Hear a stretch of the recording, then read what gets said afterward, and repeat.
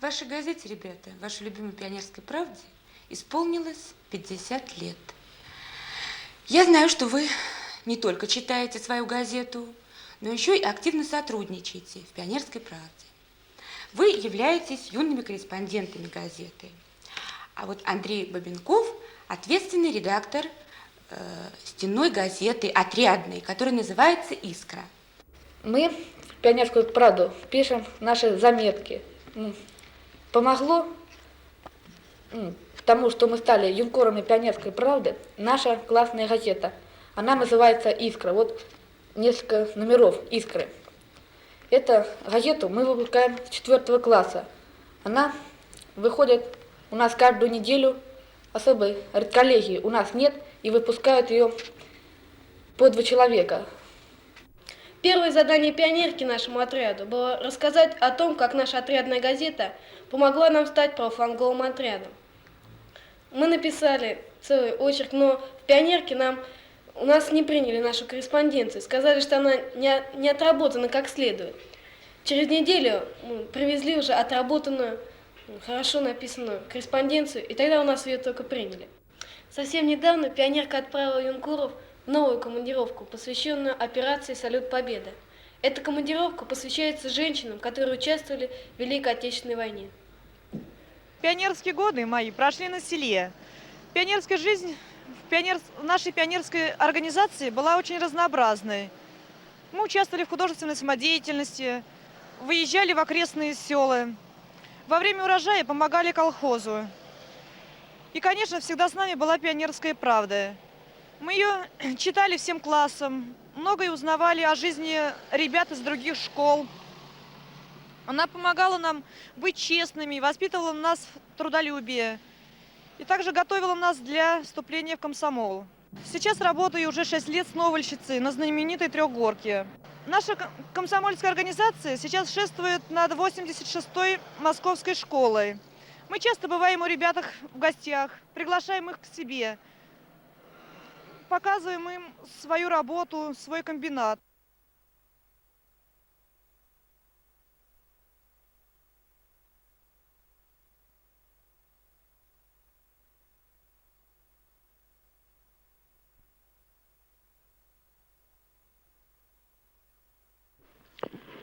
Дорогие ребята, сегодня мы с вами собрались, чтобы встретиться с такими же, как вы сейчас, мальчишками, девчонками. Но только отнимите, пожалуйста, лет 33, 34. И вот тогда мы перед вами будем в таком же виде, в каком виде вы сейчас. Вся наша страна готовится к большому знаменательному событию в истории нашего государства, к 30-летию со дня разгрома фашистской Германии. Близится самый радостный праздник в жизни наших советских людей – это праздник Победы. А теперь давайте вернемся мысленно, и нам помогут в этом фотографии военных лет, вот в то далекое время. Вот представьте, рядом с вами сидит Николай Николаевич Пихлецкий, Мария Михайловна Дремова, Владимир Яковлевич Антонов, Нина Дмитриевна Светикова, ваш покорный слуга Анатолий Золотович Романов. А работать мы начали в те суровые годы. Вот сейчас мы сидим с вами в школе. Эта школа построена на пустом месте, на поле. В 1941 году был богатый урожай. На этом поле, где сейчас стоит наша школа, была капуста. Кочаны были неподъемные. И вот наши отцы, братья, сестры, у некоторых матери ушли на фронт. А урожай надо было собирать, урожай надо было спасать. В 1941 году был очень богатый урожай. И вот мы пошли на помощь в совхоз. Мы заменили в работе старших, которые с оружием в руках защищали нашу дорогую советскую родину. Тяжело было, иногда невмоготу было. Корзина с морковью весит 35-37 килограмм, а мы пятиклассники. И, конечно, вдвоем, втроем мы таскали тяжелые корзины, грузили на машины. Но мы понимали, что каждый, вот у нас был такой лозунг, каждый сверхпланы выращенный огурец – это пуля по врагу, каждый качан – это снаряд по врагу. Вот так мы работали. Наверное, сейчас надо предоставить слово Николаю Николаевичу Пихлецкому. В то время нам, вот присутствующим здесь всем, мы пошли, вернее, в 5 класс учиться. Вот первые 2 года мы работали в сельскохозяйственных работах, о которых сказал Анатолий Зотович. А уже когда постарше стали, то мы первые месяцы выходили на работу на прополку, на уборку урожая, а уже конец сентября и октябрь месяц работали сторожами. Конечно, было и страшно. И мы и боялись. С другой стороны, идешь, поле обходишь, и кажется, вот каждая кочка маленькая, которая есть, кажется, кто это сидит, кто это пришел украсть. И поэтому возьмешь свисток, посвистишь, кругом поле обежишь, думаешь, сам боишься, но охраняли поля. И вот до конца войны, до конца школы, так мы и работали на сельскохозяйственных работах, а потом сохраняли поля. Ну, я хочу сейчас слово предоставить нашей дорогой Марии Михайловне. Пожалуйста, Мария Михайловна, расскажите. Ребята, я пошла работать в совхоз, тогда он назывался совхоз «Поля орошения», после окончания 5 класса. Это было в 1943 году. Нам всем очень хотелось. Вот когда я кончила 4 класс, то мы пошли в совхоз и говорим, возьмите нас. А на нас посмотрели, нет, вы еще малы. Мы еще, конечно, были маленькие, была война, нет, вы еще маловато. Так мы этот 5 класс так старались скорее закончить, чтобы нам как-то помогать своей родине. Ну, как мы работали? Ну, конечно, мы еще были маленькие, а вставать надо было очень рано. Вставали, бежали и не ждали, и совхоз, так как учеников много работало, и не ждали, когда трава вырастет до колена. Как только травка появлялась, и морковочка сходила, и мы пололи. И так чисто пололи, что вот теперь вот мы ходим на поля и смотрим, говорим, как же мы хорошо работали. Такие маленькие, по 12, по 13 лет, и такая была чистота на полях. И не один раз прополим мы эту морковку. 1 раз, а потом еще будет прополка, а потом 3 прополка. И когда 3 прополка, и уже начинается пучки вязать. И всем нам хотелось так выполнить норму, так мы старались друг друга догнать. Наша пионер-вожатая нас вдохновляла. И мы не только там работали. Она нам истории расскажет, как пионеры соревнуются, как пионеры участвуют в Великой Отечественной войне. И мы... Ну, весело проходило это время. И мы с таким вот, ну, с радостью, что ли, мы шли домой, что мы чем-то помогли. И вот мне очень приятно сегодня смотреть на это знамя. И вот я чувствую, что вот какая-то маленькая доля моего труда есть в том, что нашей школе было вручено это знамя за помощь совхозу в Великой Отечественной войне. Я хочу сказать, работаем мы всегда очень дружно. Ну вот закончили уже, вот первая группа свою работу закончила. И вот, а вторая группа отстала там, или, ну, что-то случилось у них, то сразу, ну, помогаем и той группе, чтобы быстрее закончить. Вот делится класс на мальчиков и девочек, и еще девочки делятся на 2 раза. Каждому, вот я про кормовую свеклу говорю, и каждой группе по 18 грядок дают. Складываем кормовую свеклу в гурты, а потом режем, ну, обрезаем. Ботву обрезаем, и ботвой уже обрезанную свеклу засыпаем. А потом приезжает машина и собирает все это. Ну, девочкам вы помогаете? Конечно. Всегда вот девочка обрезает, а мы собираем. А потом уже, ну, мы кончили и помогаем девочкам обрезать, чтобы все быстрее кончить. Вот мы вам рассказали, как мы работали, что мы за нашу работу получили знамя на вечное хранение. Это знамя участвует во всех наших парадах, бывает на Красной площади. И хочется сказать о том великом дне, о 9 мая. Мы в то время тогда играли в духовом оркестре. Вот здесь, ребят, есть фотография оркестра нашего духового. И мы о победе узнали в 4 часа утра. Вышли перед центральной конторой и заиграли «Интернационал». Вынесли наше знамя как боевую реликвию. Вынесли и очень были рады, что наступил долгожданный День Победы.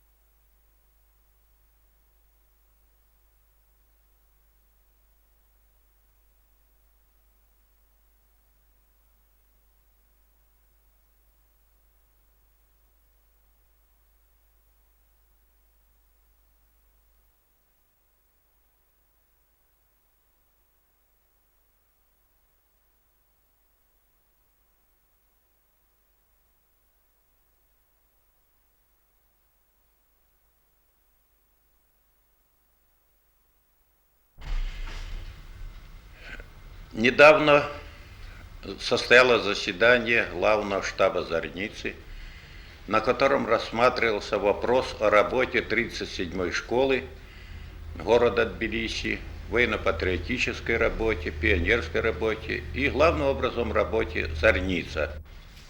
Я попросил бы Лену, чтобы она рассказала конкретно о своей школе. Нашему музею, вы знаете, уже будет в апреле этого года 10 лет. Ну, он начался работать, сначала был кружок, поисковая группа «Азимут». Ребята собрали очень много материалов. И потом уже ребята подумали, не создать ли музей. И так родилась идея о создании музея боевой славы. Ну, мы изучаем материалы о наших земляках-героях. Например, как Леселидзе, Фуре Мусулишвили. Недавно у нас в школе состоялась встреча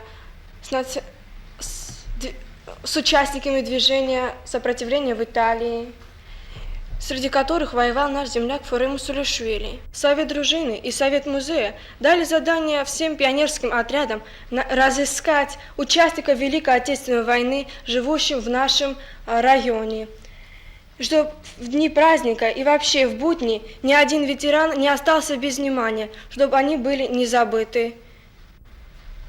Изучая боевой путь 18-й дивизии, 18-й армии, ребята нашли, разыскали фотографии военных времен, на которых запечатлены Леонид Ильич Брежнев, Зарелуа и многие другие офицеры. И во время вручения городу Новороссийской Красной Золотой Звезды нам после этой встречи товарищ Зарелуа, наш почетный ветеран, присутствует на многих наших мероприятиях, подарил нам эти карточки. И мы послали письмо Леониду Ильичу, и эти карточки с просьбой сделать на нем свой автограф. Леонид Ильич выполнил нашу просьбу, мы очень благодарны ему. И 3 февраля нам передали это письмо. Тбилиси, 37-я средняя школа, музею боевой славы. Дорогие ребята, я с удовольствием выполняю вашу просьбу и направляю присланные мне фотографии. Дело, которым вы занялись, и мне кажется очень полезным и нужным. Желаю вам удачи в ваших поисках. Поздравляю вас с наступающим Новым годом. Желаю крепкого здоровья и успеха в учебе. Леонид Ильич Брежнев. Я хотел бы сказать, что во всех школах нашей необъятной Родины ведется работа, подобная той, о которой здесь рассказывали товарищи. Они все готовятся, они все соревнуются, в школах я имею, все отряды, соревнуются за право участвовать в 6-м финале Зорницы, который будет проводиться летом нынешнего года.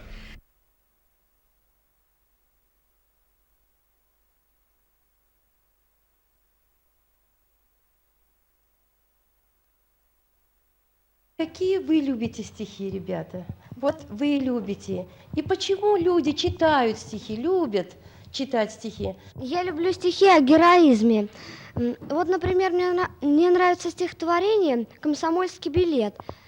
Я не помню, кто его автор, но в этом стихотворении автор, наверное, выражает свои чувства. Автор горячо, наверное, любил свою родину и ненавидел врагов. Из этого стихотворения я прочту несколько строк. «Вот и билет твой, и я предлагаю, ты откажись, отрекись от него. Право на жизнь я тебе обещаю, жизнь, что на свете дороже всего. Что в нем хорошего? Книжка, не более. Книжку сожги, и допросу конец». «Нет, не сожгу», — отвечал комсомолец. «Сердце пусть лучше сожжет мне свинец».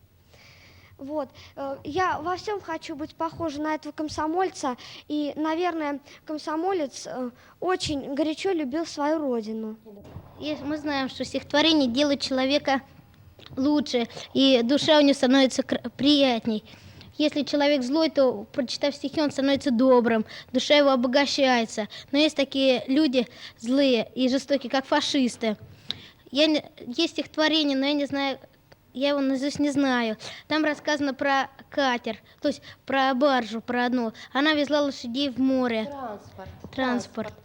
Она везла лошадей, но налетели немецкие самолеты, и эта баржа была разгромлена. Люди, которые ехали на барже, успели уплыть, на лодках плыли, а лошади погибали. И очень жалко лошадей, они так и не достали берега, и так и погибли в открытом море. И они они ржали, говорили, что они ненавидят тех, кто потопил эту баржу. Я люблю стихи Пушкина.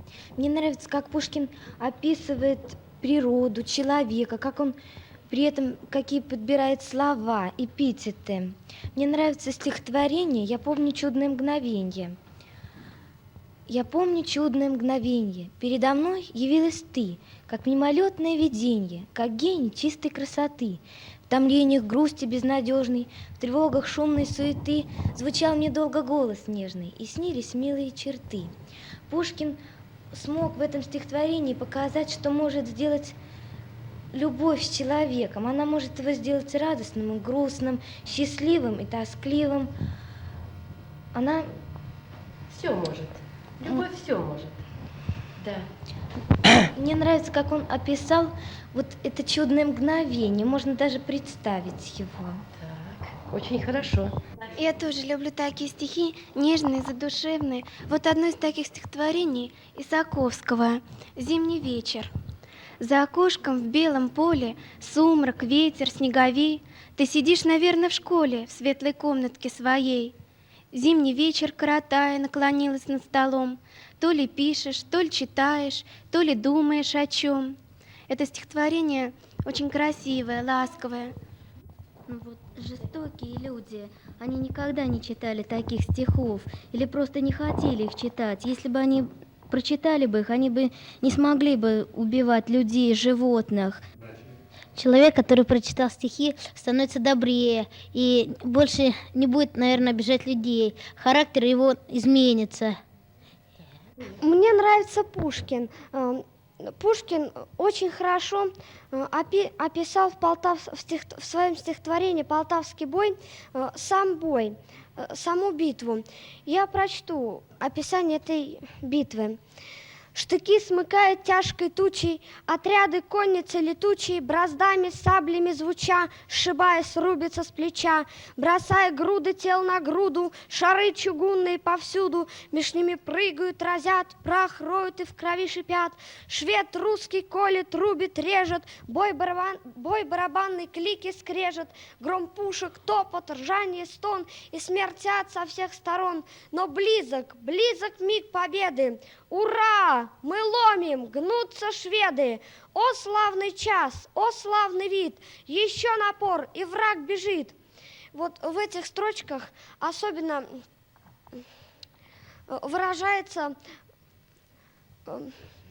звук боя, и когда движение, и когда читаешь эти строчки, перед глазами стоят вздыбленные кони и сверкают обнаженные сабли.